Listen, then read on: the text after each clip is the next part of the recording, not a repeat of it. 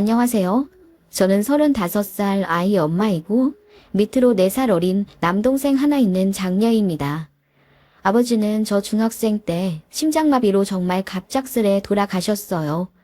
제 남동생은 초6이라는 어린 나이에 아버지를 잃은 거고요.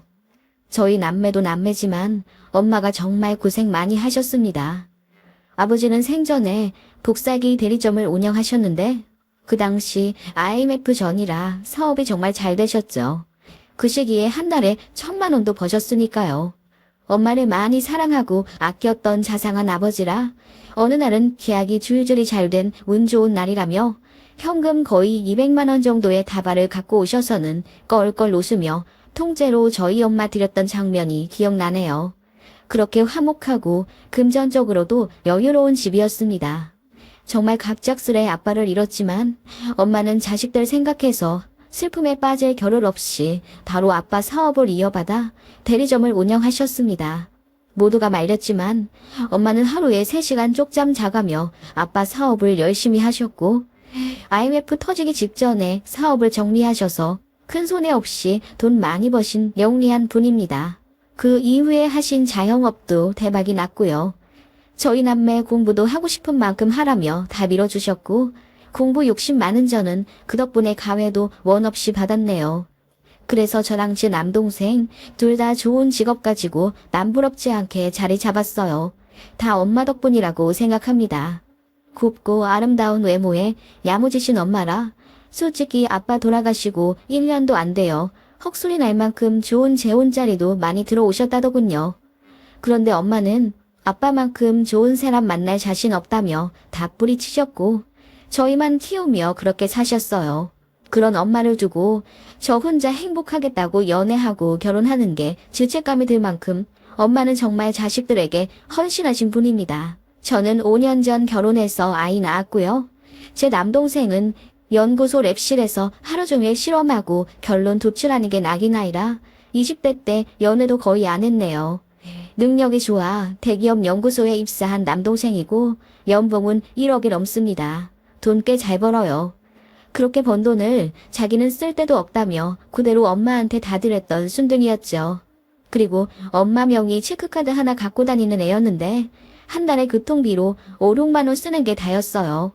실수령이 월 700만 원이 넘는데 쓰는 걸 10만 원도 안 된다니 말도 안 되죠. 식사는 전부 구내 식당에서 하고 친구들 만나도 한강에서 따릉이 빌려 자전거 타고 커피 마시다 컵라면 먹고 일몰전에 들어오는 애예요. 제 동생은 엄마 닮아 잘생겼고 또 저희 집이 돈도 많은 편이기 때문에 소개팅 권유도 무지하게 많이 받은 걸로 알고 있어요. 그래도 나이 28살 다 되도록 못소리라 제가 걱정을 참 많이 했습니다. 그러다가 너무 놀라운 소식을 들었죠. 남동생이 연애를 한다는 반가운 소식이었어요. 소개팅 같은 건 질색하는 애라 받아본 적도 없어서 신기하더라고요. 어디서 만났냐고 물으니 주말마다 가는 도서관에서 만났다고 하더라고요. 나이는 제 남동생보다 2살 많다고 했고요. 그 여자가 제 남동생한테 먼저 말을 걸었대요. 자기가 찾는 책이 있는데 아무리 봐도 없다면서 좀 찾아줄 수 없냐고 제 남동생한테 부탁을 했는데 그 책이 하필이면 제 동생이 엄청 좋아하는 작가의 잘 안 알려진 소설이었다네요. 그래서 이거 사람들 잘 모르는데 어떻게 아시냐고 물었더니 그 여자애가 정말 잘 알지 못하면 말할 수 없는 지적 정보들까지 줄줄줄 말해주더래요. 남동생은 같은 작가를 선호하는 공통점에 반가웠고 여자랑 처음으로 대화가 통한다는 느낌에 너무 좋았다네요. 그렇게 도서관에서 이야기를 1시간 정도 하다 그 여자가 먼저 번호를 물어봤고 그렇게 제 남동생의 전 연애가 시작된 거라더군요. 이야기만 들었을 땐 제 입가에 웃음이 가실 수가 없었어요. 도서관에서 만난 첫 여자친구라니 너무너무 귀엽고 궁금하더라고요. 숙맥 같은 제 남동생이라 여자 마음 모를 게 뻔히 제가 코치도 참 많이 해줬네요. 선물은 어떤 걸 줘야 한다. 데이트 코스는 여자가 원하는 위주로 잘 짜봐라. 항상 집 앞까지 데려다주고 괜히 밤에 부담스럽게 주책 부리지 말아라 등 요파심에 남동생 연애 교육을 참 많이 시켜줬네요. 그래서인지 꽤 수월하게 연애하는 듯 했어요. 연애 초에 제가 사진도 한번 봤는데 연예인 빵시게 예쁘더라고요. 실제로 인터넷 SNS에서 꽤 유명하기도 하다더군요. 팔로워 수가 2만 명 정도 된다나? 직업은 신상 털릴까봐 자세히 말할 순 없지만 국시에 합격해야 하는 직업군이고 월 200만 원 전후로 받는 여자로 알고 있었습니다. 남동생한테 얘기 듣기로는 여자친구가 일하기 정말 싫어하고 결혼하자마자 직장 관두고 쇼핑몰을 하고 싶다고 했다네요. 실제로 옷도 참 잘 입고 다닌다고 하고요. 가방이나 신발도 명품이 많다더군요. 솔직히 말해 제 남동생은 패션에 조금도 관심이 없는 애입니다. 나이 20대 중반 다 되도록 옷을 저랑 엄마가 사다 줬으니 말입니다. 청바지나 면바지에 폴로 스웨터를 교복처럼 입고 다니던 남동생이었는데 그 여자친구랑 잘 안 어울릴 것 같아서 남동생 연애 초반에 제가 옷도 한번 왕창 사다 줬네요. 그렇게 한 3개월 정도 남동생이 연애를 했을까? 제 남동생이 갑자기 차를 사야겠다고 엄마한테 차 좀 사달라 부탁했다더군요. 여자친구랑 연애하는데 차가 없어서 불편하다며 그동안 월급 다 드렸으니 1억짜리 차 하나만 뽑게 돈을 달라고 했대요.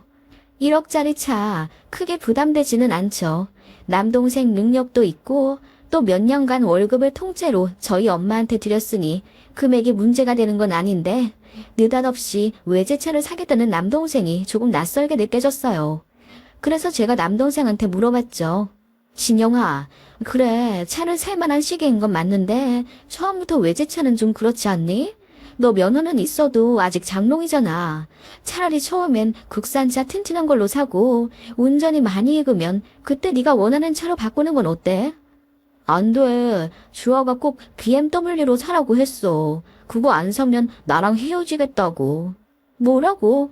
BMW 아니면 너랑 헤어진다고? 아, 그런 말이 어딨어.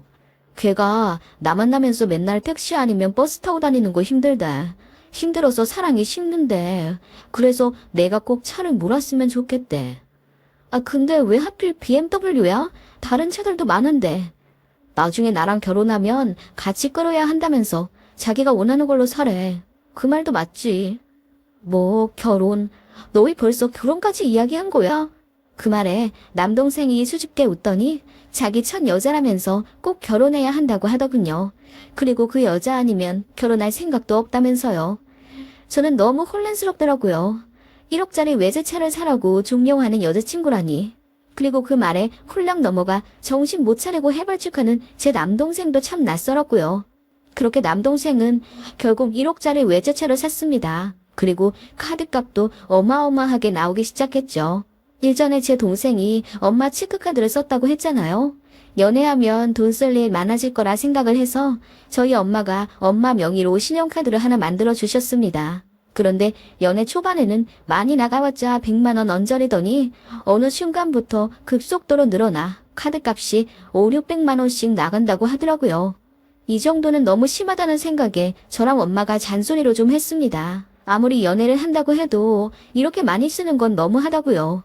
그랬더니 남동생이 우물쭈물 하더니 여자친구가 원하는 게 많아서 사주느라 그랬다는 거예요. 뭘 그렇게 많이 사달라고 하냐니까 명품 백이랑 명품 주얼리 같은 걸 그렇게 좋아한대요. 그리고 덧붙여 말하길 이런 명품은 시간이 지날수록 가격이 오르는 거라 나중에 결혼하면 다 자산이 될 거라며 남동생 보고 현명하게 생각하는 게 좋을 거라고 했다네요. 그리고 뻑하면 호텔 다니고 비싼 파인 다이닝 음식점에 가고 그러나 보더라고요. 거기서 사진도 왕창 찍어 SNS에 올린다고 했고요. 툭하면 어차피 자기랑 결혼할 건데 뭐가 그렇게 아깝냐는 식으로 가스라이팅 하는 것 같더라고요. 점점 그 여자친구가 마음에 안 들기 시작했어요. 저희 엄마도 걱정이 많으셨죠. 그래서 남동생 붙잡고 단호하게 말해줬습니다. 여자랑 연애하는 건 좋긴 한데 그렇게 끌려다닐 필요는 없는 거라고요. 물론 그 정도 돈 쓸 여유가 없는 우리도 아니지만 그렇게 퍼주다시피 해주면 서로 관계만 나빠지는 거라고 잘 얘기를 해줬죠. 그랬더니 남동생도 좀 납득이 가는지 알겠다고 했어요. 그런데 그 주 주말에 갑자기 남동생이 여자친구랑 헤어졌다면서 본 적 없이 만취 상태로 집에 들어왔다더군요. 그렇게 취한 건 엄마도 처음 보는 거라 저한테 전화를 하셨어요. 그래서 저도 그 새벽에 친정에 달려갔죠. 남동생이 펑펑 울더군요. 자기 차였다고요. 이유를 물어보니 자기가 마마보이라서 싫다고 했다네요. 그러면서 지금까지 받은 가방이랑 목걸이, 시계 같은 거 전부 박스에 넣어서 남동생한테 던지듯 줬대요. 자기 진심을 몰라줬다면서요. 자기가 정말 무력으로 남동생한테 사달라고 주는 게 아니라 자긴 정말 남동생이랑 결혼할 생각이고 재테크하면서 결혼 후 가게에 보탬이 돼주려고 했던 건데 세상 물정 모르고 트렌드 못 따라가는 저희 가족이 너무 촌스럽다면서 헤어지자고 했다네요. 그리고 호텔이나 파인다이닝 같은 비싼 데 가서 사진을 찍는 것도 다 투자였대요. 본인이 나중에 쇼핑몰을 할 건데 그러려면 SNS 팔로워를 더 많이 모아야 하고 그러기 위해서는 사람들의 동경을 받아야 한다면서 그런 럭셔리한 모습을 많이 보여줘야 장사가 잘 되는 거라고 했대요. 자기는 남동생이랑 결혼해서 쇼핑몰을 차리면 한 달에 억도 벌 수 있는데 그거 다 남동생 주려고 했다네요. 그런데 정작 본인을 속물 취급하니 억울해서 못 사귀겠다며 난리를 치며 헤어지겠다고 한 거죠. 저는 너무 어이가 없더라고요. 들으면 들을수록 그 여자의 정상인가 싶더라고요. 그런데 제 남동생은 그 여자친구 말이 다 맞는 것 같다면서 본인이 어리석고 세련되지 못해서 차인 거라고 울더라고요. 답답해 미칠 뻔했습니다. 그래요. 남녀 간의 일은 당사자들만 알겠죠. 둘이서 나눈 정도 얼마나 깊겠어요. 남동생이 정신 못 차릴 만큼 그 여자친구가 예쁘고 상냥하니까 더 헤어나오지 못하겠죠. 그렇게 남동생은 폐인이 됐어요. 그러다가 결정적 한 방에 남동생이 KO 당하더라고요. 이별 통보하고 며칠 지나지 않아 남동생의 연구실로 킥이 왔더래요. 보니까 예쁜 브로치 하나와 아파로 꾸민 엽서, 그리고 고급 한정식 식사권 2장이 들어있었다더군요. 저희 엄마 선물이었어요. 달신이는 남동생 여자친구였고요. 남동생이 놀라 여자친구한테 전화하니 그 여자애가 그러더래요. 저희 엄마 생신이 2주 정도 후였는데 제 남동생 여자친구가 저희 엄마 드리려고 선물을 미리 샀었다는 거예요. 헤어지더라도 미리 준비한 선물을 드려야겠다며 자기는 남자친구 엄마가 혼자 계시다는 걸 알고 있었기에 더 잘하고 싶었다면서 단둘이 식사도 하려고 다 준비를 했었다는 거예요. 그러면서 덧붙이길, 그동안 부족한 나 때문에 어머니랑 누나가 걱정 많이 하셨지? 이제라도 네가 효도해. 그동안 나 때문에 속 많이 썩여드린 것 같은데 죄송하다고 전해드려줘. 나 같은 여자 말고 더 착하고 좋은 여자 만나서 행복해. 라고 했다는데 그 말에 제 남동생 영혼까지 다 넘어가 버린 거죠. 그날 오열하면서 재회했고 제 남동생은 결혼을 결심하게 된 겁니다. 그렇게 만난 지 1년도 안 되어 결혼을 추진하게 된 거예요. 쓰다 보니 또 혈압이 오르네요. 아무튼 제 예비 올케가 된 그 여자애는 본격적으로 결혼을 준비하겠다며 저희 집에도 인사 오고 그랬어요. 저희 집 인사 올 때는 위아래 까만색 정장으로 소박하고 단정하게 하고 왔더라고요. 원래는 명품 실갑을 하는 앤데 눈밖에 나고 싶지 않다면서요. 그리고 진짜 어찌나 살갑게 잘하는지 저희 집 인사 오던 날 설거지까지 자처해서 열심히 하더라고요.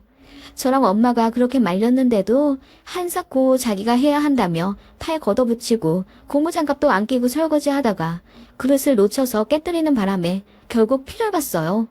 그 모습에 남동생이 기겁을 하면서 그러게 왜 설거지를 해? 자기는 손님이라니까. 라고 하니 내가 잘해야지. 안 그래도 밉보였는데 어머님이랑 형님께 점수 따고 싶어. 라고 하며 그렁그렁한 눈으로 남동생을 보더라고요. 진짜 황정할 것 같더라고요. 저랑 엄마가 보기엔 여우짓인데 남동생은 그냥 껌뻑 죽어서 아무것도 안 보이는 것 같았어요. 엄마는 너무 속이 탔지만 제 남동생이 좋다고 데려온 여자를 뭐 어쩌겠어요. 그리고 이 상황에 반대하면 더 불타오르기만 할 것 같아서 저도 딱히 답이 없더라고요. 그래도 예비 올케가 저희 만나면 참 싹싹하고 예의 바르게 잘하긴 했으니까 웃는 낯이 되고 어쩔 수도 없는 노릇이었고요. 예비 올케네 집안은 그냥 평범하더라고요. 양가 부모님 다 계시긴 하지만 사돈 어르신 2분 다 딱히 직업이랄 게 없으신 것 같았어요. 아버님은 아는 사람 건설일 할 때마다 도와주러 간다고 하시던데 그게 건설 일용직 말하는 것 같았고 어머님은 마트 직원이라 하루에 10만 원 정도 받으신다고 하더라고요. 그러면 한 달에 200만 원은 넘게 받으시는 거잖아요. 그런데 알고 보니 그냥 마트 시식 알바를 한 달에 3~4번 하시는 거였어요. 집 두 분이 한 달에 버시는 금액이 200만 원도 안 되고 노후도 전혀 안 되신 상태였죠. 결혼하면서 땡전 한 푼 해올 수 없다고 했고 심지어 예비올케 앞으로 마이너스 통장까지 갖고 와야 한다더군요. 빚이 3천만 원 정도 있댔나? 그거 제 남동생이 갚아주기로 했습니다. 솔직히 말해 평범 혹은 그보다 못해 보였지만 그냥 저희가 더 잘 살고 진짜 남동생 인연이라면 자기가 선택한 운명인데 처가 먹여 살리는 것도 제 남동생 몫이겠죠. 그렇게 애써 생각하며 저도 옳게 좋게 보려고 노력 많이 했습니다. 그런데 흘러가는 결혼준비 상황을 보니 입을 안 댈 수가 없더군요. 예비올케가 호텔 결혼식을 요구하더군요. 그래요. 저도 호텔에서 결혼했습니다. 저는 시어머니가 호텔에서 하자고 먼저 요구를 해주셨고 솔직히 시댁이랑 저희 친정 둘 다 잘 살고 저희 부부도 고소득자입니다. 솔직히 말해 할만하니까 한 건데 예비동서는 빚까지 있는 마당에 무슨 호텔식인지 어이가 없더라고요. 그래도 곧 죽어도 호텔에서 해야 한다길래 제가 좀 알아봐 줬어요. 어차피 저희 집에서 다 부담해야 하니까 제가 5천만 원 정도로 예산 짜서 남동생 편으로 보내줬습니다. 그랬더니 예비올케가 난리를 쳤다는 거예요. 자기는 곧 죽어도 신라 호텔에서 해야 한다면서 1억 2천 정도 생각했다는 거예요. 저희가 미쳤습니까? 빚까지 갚아줘야 하는 예비올케를 위해 1억이 넘는 식을 올려주다뇨. 그래서 제가 절대 안 된다고 했습니다. 자기가 부담할 거 아니면 5천만 원 선에서 정리하고요.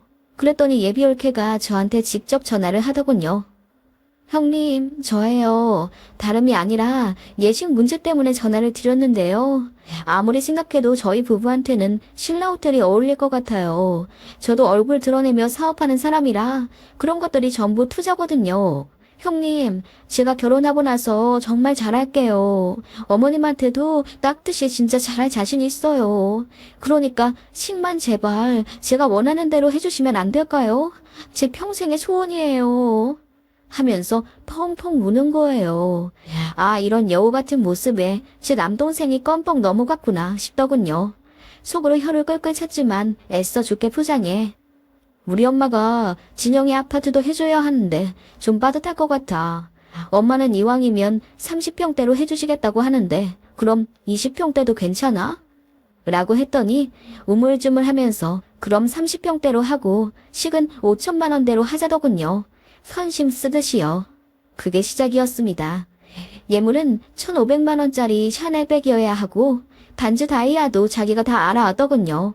그거에 스드메에 웨딩카에 기타 등등 부가 비용까지 결혼 준비 비용 전부 합치니 거의 2억이 다 되어 가더라고요. 집은 저희 엄마가 알아봐주고 제 남동생 연구소 근처에 있는 아파트 단지로 자가 계약하려고 했습니다. 그 아파트가 9억 정도였고 엄마가 제 남동생 명의로 사주신다고 했어요. 그렇게 알아두라고 했더니 예비올케가 또 난리가 난 겁니다. 왜 강남으로 안 해주냐면서 강남이 안 될 것 같으면 잠실 정도는 되어야 한답니다. 그 정도면 20억이 넘어요.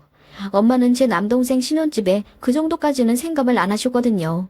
게다가 왜 공동명의가 아니냐면서 역시 자기를 무시하고 싫어하시는 거라면서 죽고 싶다고 남동생 앞에서 울었다는 거예요. 그래서 엄마가 너무 열이 받아서 참다 못해 예비올케에게 화를 내셨습니다. 우리가 결혼 비용이며 신혼집까지 싹 해가는데도 우리 진영이는 예물시계 하나 못 받는 것도 나는 사실 너무 화가 나. 그래도 우리 아들이 좋다고 데려온 여자니까 이 정도는 해주는 거지. 도대체 너는 어디까지 하라는 거니? 이럴 거면 나는 결혼 못 시킨다. 항상 인자하게 웃으셨던 저희 엄마가 처음으로 화를 내며 파혼을 내비쳤더니 예비올케가 덜컥 겁이 났던 건지 저희 본가 찾아와 싹싹 빌며 다시는 안 그러겠다고 울더군요.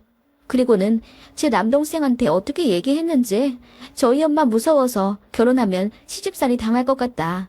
신우될 사람인 저도 너무 엄하고 무섭다면서 흐느껴 울었대요. 남동생이 저랑 엄마한테 식사 한번 하자고 하더니만 자기 예비 신부한테 너무 빡빡하게 굴지 않았으면 좋겠다고 얘기하더군요.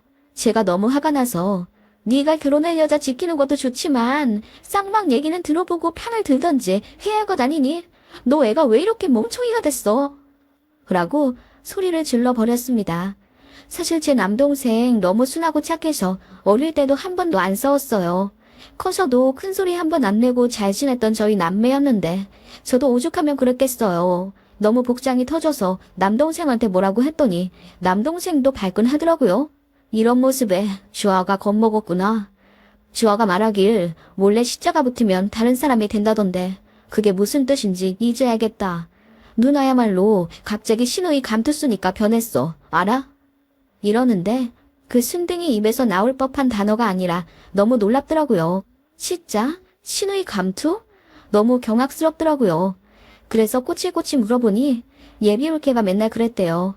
우리나라 시어머니랑 시누이들은 원래 이유 없이 며느리를 싫어하는 거라며 곧 죽어도 아내 편을 들어줘야 한다고 거의 세뇌를 시키다시피 했더군요.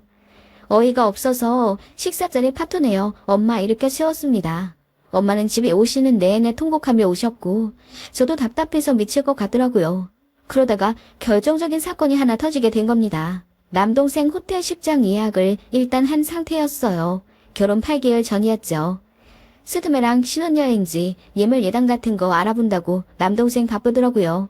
제발 파혼하길 바랬지만 예비올케가 어찌나 세심하게 가스라이팅 해놨는지 남동생은 바보같이 끌려다니고 있었고요. 제 남동생이 어느 날 이러더군요. 누나, 결혼하면 엄마가 합가하자고 하진 않으시겠지? 합가? 글쎄, 엄마가 나중에 편찮으 시거나 그러면 너나 나나 받으려야겠지. 엄마가 원치 않으실 수도 있고. 왜? 아니, 주아가 그걸 많이 걱정하더라고. 엄마가 자기 싫어하셔서 같이 사는 게 무섭다면서. 근데 엄마가 혼자 계시니 내가 책임져야 하는 거 아니냐면서. 뭐? 아니 책임을 지고 말고가 어딨어. 우리 엄만데. 그리고 합가할 수 있는 상황이 되면 해야지. 나도 우리 시댁이랑 여차하면 합가할 수도 있어. 결혼이란 게 다 그런 거 아니니? 그럼 너 엄마 버릴 거야? 엄마가 우리 위해서 얼마나 고생한지 몰라. 네 신혼집이랑 결혼 자금까지 다 대주시는데? 제 말에 남동생은 생각이 깊어지는 듯 아무 말도 없더군요. 그러더니 슬그머니 종이 한 장을 내미는 거예요. 누나, 이거 좀 읽어봐. 남동생이 내민 것은 각서였습니다. 내용을 보고 기함했죠. 절대로 시어머니와 합가하지 않는다. 홀어머니는 누나가 모시는 것으로 합의한다. 이를 어기지 않을 시 이혼한다. 아이가 있는 상태라면 한 아이당 양육비 200만 원, 아이가 없을 시 위자료 10억을 준다. 예비올케가 꾹꾹 눌러 쓴 그 각서에는 제 남동생의 지장을 기다리는 듯한 빈칸이 있었어요. 남동생이 그걸 보며 암울한 표정으로 말하더군요. 홀어머니 있는 남자는 결혼시장에서 최악이래. 내가 홀어머니가 있다는 핸디캡 때문에 나중에 결혼도 못할 거라고 하더라. 이런 집안에 시집오는 본인한테 고마워하지 못할 망정 신혼집이랑 결혼비용 대주는 걸로 유세 떠는 시댁이 너무 섭섭하대. 그 말에 저는 울려고 하지 않았는데도 눈물이 절로 나오더라고요. 아빠 일찍 돌아가시고 엄마가 얼마나 고생하셨는지 잘 아니까요. 그래도 돈도 많이 버시고 누구 하나 부럽지 않을 정도로 잘 살고 계시는데 홀어머니가 있다는 이유로 결혼 기피 대상이 된다뇨. 저는 너무나 격분해 남동생한테 소리를 질렀습니다. 이런 년이랑 결혼할 거면 너 당장 파혼해. 네가 파혼 안 하면 나 너 다신 안 봐. 내가 이렇게까지 말하는데도 너 정신 못 차려. 라고 했더니 본인도 생각이 복잡하다며 일단 누나한테 말해야 할 것 같다며 털어놓은 거죠. 제가 남동생 손 붙잡고 말했습니다. 연애가 아니라 세뇌당한 것 같다고요. 여기서 멈추자고 했어요. 예비신부 진심을 알고 싶지 않냐고 물으니 남동생이 방법이 있냐고 묻더군요. 그래서 제가 알려줬습니다. 그 방법으로 시원하게 파혼했고요. 제가 일러준 방법은 이러했어요. 남동생이 예비올케한테 이렇게 말했다더군요. 홀어머니 절대 안 모시겠다. 불편하면 앞으로 왕래도 안 하고 연 끊겠다고요. 그랬더니 예비올케가 정말 좋아하며 정말 그렇게 해줄 수 있냐고 눈을 반짝이더랍니다. 그런데 제 남동생이 그렇게 하는 대신 지원은 1원도 안 받고 결혼하려고. 그래야 떳떳하게 연 끊을 수 있잖아. 난 너만 있으면 돼. 우리 엄마랑 누나 안 보고 살 자신 있어. 너도 그렇지? 나 사랑하지? 그랬더니 예비올케가 순식간에 얼굴이 하얗게 질리더랍니다. 신혼집은 경기도 외곽의 아파트 전세로 시작하고 호텔 결혼식은 못하고 작은 예식장 빌려서 자기 능력에 맞춰서 하겠다고 하니 그 여자가 난리를 쳤다더군요. 그럴 거면 파혼하자는 그 여자의 말에 제 남동생은 깊은 상처를 받았고 바로 헤어지자고 통보를 하고 왔다더군요. 제 남동생은 정말 사랑했는데 자기 이익만 쫓는 여자의 실체에 점점 질려버린 거죠. 저는 이대로 그냥 끝내는 건 안 되겠더라고요. 그래서 예비 올케, 아니 제 남동생 전 여친한테 전화해 잠깐 만나자고 했습니다. 그랬더니 걔가 한달음에 약속 장소로 달려와 제 손을 붙잡으며 제발 제 남동생 마음 좀 돌려달라 하더군요. 그래서 제가 못 이기는 척 알겠다고 했습니다. 일단 내 동생이 너에 대해 많이 오해하고 있어. 그러니까 내 동생한테 받은 명품백들 다 되돌려봐. 그때도 그랬잖아. 이거 다 가게에 보탬 되려고 계획한 거라 나중에 결혼하면 다 팔아서 가게에 보탤 거라면서. 너 왜 그런 깊은 마음에 내 동생이 그때 마음을 돌렸으니 이번에도 그렇게 하면 돼. 라고 했더니 그 여자애가 알겠다고 하더군요. 바리바리 받은 선물을 전부 다 퀵으로 우리 집에 보냈습니다. 세어보니 가관도 아니더군요. 선물만 거의 5, 6천만 원 정도 되겠더라고요. 이제 됐다 싶어서 그 여자애한테 문자 보냈습니다. 이제 다신 내 동생한테 연락하지 말라고요. 그랬더니 우리 본가 와서 엄마한테 무릎 꿇고 빌고 난리도 아니더군요. 자기가 잘못했으니 제발 마음 돌려 다시 결혼을 진행하자고요. 그리고 제 남동생한테도 거의 혼절하다시피 울며 매달렸다네요. 그치만 제 동생은 이미 다 각성한 상태고 여자애의 행동에 정이 다 떨어졌기 때문에 뒤도 안 돌아보고 내쳐버렸습니다. 제 남동생 걱정 정말 많이 했는데 그러머니 모시지 않겠다는 각서 쓰라고 한 그 종이 한 장에 마법같이 정신이 들어버린 거죠. 그렇게 파혼했습니다. 헤어지고도 석 달을 끈질기게 매달렸다는데 정말 대단하더라고요. 그리고 그렇게 돌려받은 선물들은 정말 그 여자의 말대로 시간이 지나니 프리미엄이 더 붙더라고요. 제가 그것들 전부 팔아서 다시 돈으로 엄마 드렸습니다. 남동생은 그 외제차만 보면 기분이 더럽다며 팔아버렸고요. 저희 엄마랑 저한테도 상처 줘서 죄송했다며 남동생이 많이 울었어요. 그게 벌써 2년 전 일이네요. 사랑에 눈이 멀어 한순간에 인생 망칠 뻔한 제 동생. 등짝 세게 한번 쳐주고 끝낸 해프닝이었지만 사실 그 1년 좀 안 되는 시간 동안 속 많이 탔습니다. 제 동생도 큰 경험했고요.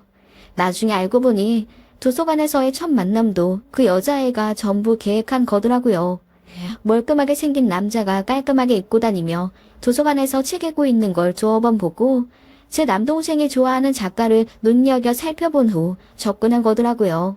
그런 식으로 남자를 만나왔나 본데 생각보다 제 남동생이 잘 살고 순진하니까 갖고 놀았던 모양이더군요. 정말 소름 끼치더라고요.